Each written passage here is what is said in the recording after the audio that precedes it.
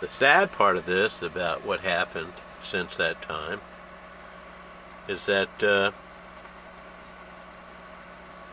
it's almost impossible to find this album complete.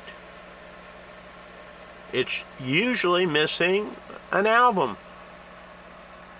And that album is the first side and the sixth side.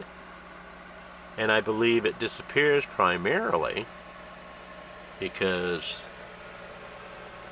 there's a guy. And the guy was Jimi Hendrix. And people pull it out. No, they're not stealing it. They probably put it on their turntable and ruin it. And somebody bars it and doesn't return it. But I mean, there's a lot of reasons why it disappeared. But I mean, to find a three-piece original Woodstock album is darn near impossible. It's quite a thing today. And today's show is about bad records. About bad records. And you put out a little money. Now, I didn't pay $10 for this. I don't want you to think that. I actually bought a box of about 40 albums, and it cost me, I don't know, about $50, $60. So I paid about $1.50. And I prayed and I hoped, because if I can get a VG plus copy, or even a VG minus maybe, I would be pretty happy. And honestly, that's, essentially what this is. I've only played one of the two sides that I still have, and they're not too bad. They're actually, for the two albums, they could be a lot worse, and I'm not really sure you're ever going to see this. The best way to look is kind of with the shadow a little bit, but or where the lights come down. But it's not sunlight, so it's in one position. In any case, I wanted to show you some of the bad records, and there's nothing worse than having a 3-record collection that's missing probably its most important piece. And I feel sorry for people that love opera and stuff like that too, because they suffer like that. And see, we are connected in the music world, whether we think so or not at times.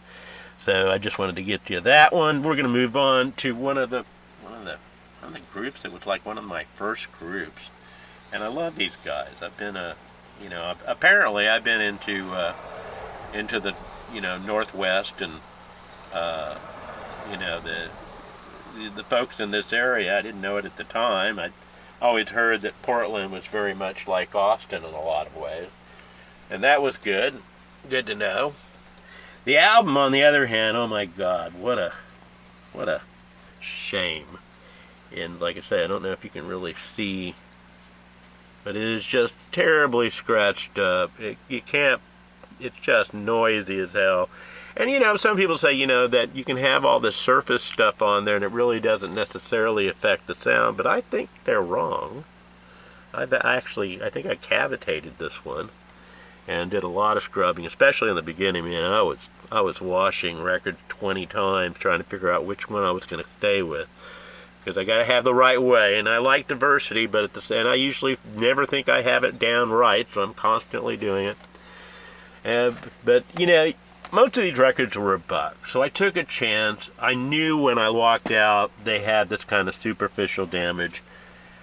Out of whatever number I bought over the last 4 or 5 years, I must say I don't think I've ever found one that looked so bad that it looked horrible.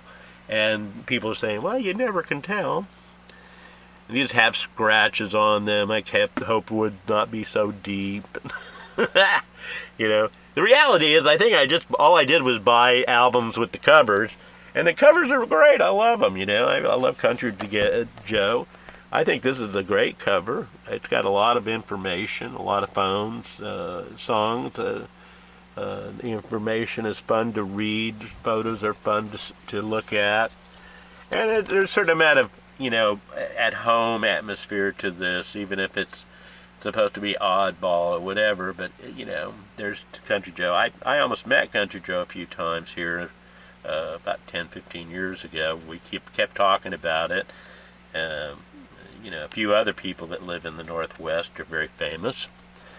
And moving on right along here, we'll go to Iron Butterfly.